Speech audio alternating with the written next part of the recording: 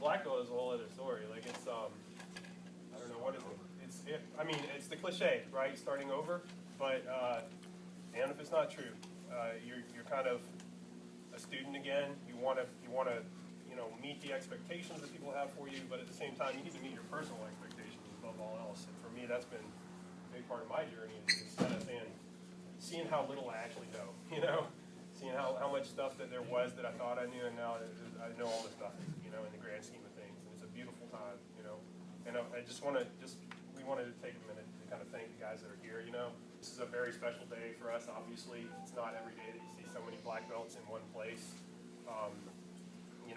Certainly here in Richmond, it's a special time for us.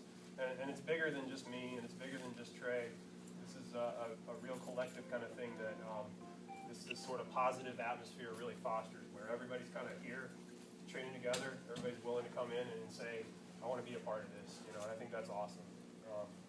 We have a lot to think about here with that next level of promotion, But I have to get one out of the way that doesn't train here in Richmond, D. Smith.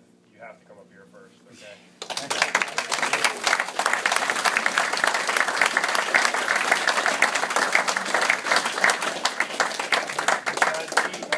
I have to tell a story too.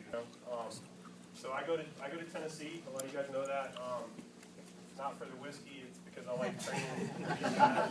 And I came out in 2005. The first teach in Bristol. I was just a teaching gig. It was kind of a one-off thing. And Dee, the owner of the gym, said, "Why don't you come back?" And he was a brown belt. He was like unaffiliated. And I was like, I had some very, very tough guys, very good guys training at his gym. He was really good too. He had like a knee surgery and then like a bicep surgery. Was it just a bicep? I don't know. Chest, like your arm popped or something. Yeah. Kept him off the mat, some various obstacles for a little while.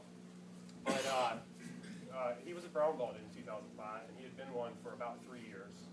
He had been promoted by Mark Lehman back then, and he fell in love with jiu-jitsu in 1993. I think you saw the first UFC at your karate dojo where you were training, right? And Dee and I are the same age, so I can go back in my head and I can think exactly what I was doing around that time.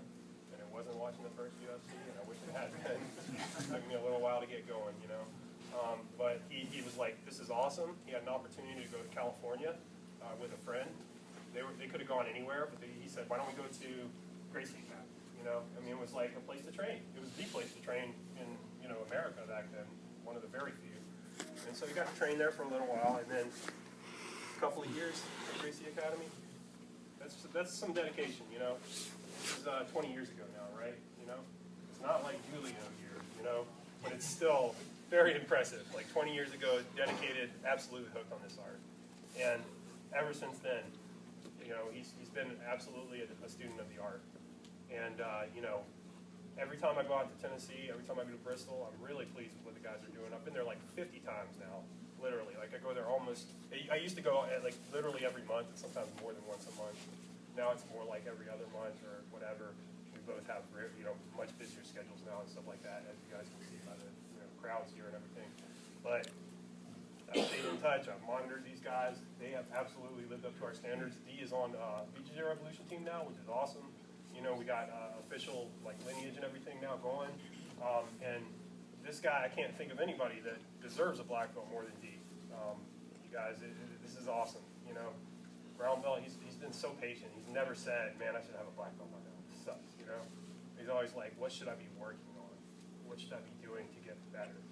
And that's starting over. That's where it's at, man, when you get the black belt. So that's my longest speech ever, and I'm going to stop talking now.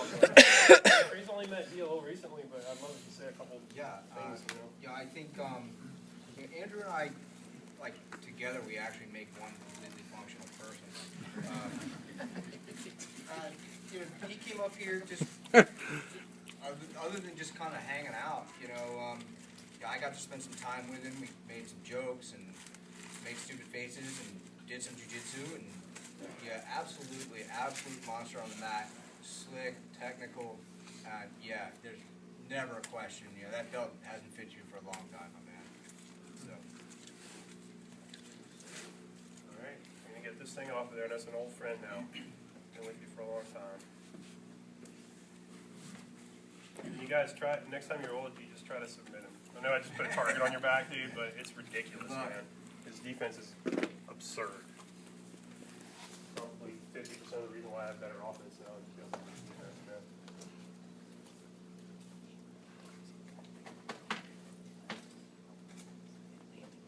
All right.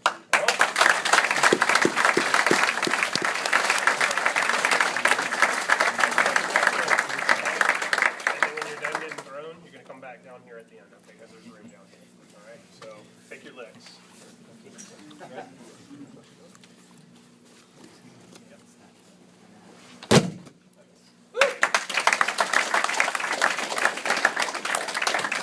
Congratulations, man.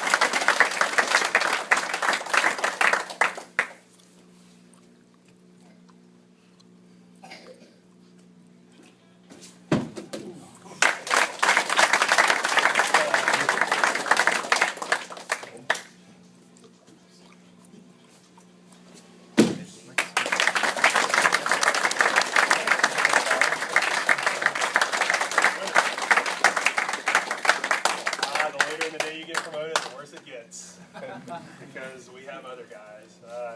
I didn't say this before, but I would have loved to promote D in front of his students at some point, but it needed to happen, man. You know, enough is enough. And it's like I said, this is a special day for us here and everything at the gym, but it's also a special day for our team and for the jiu-jitsu community, really. You know, I just wanted to, I love the opportunity to be able to get all these guys together.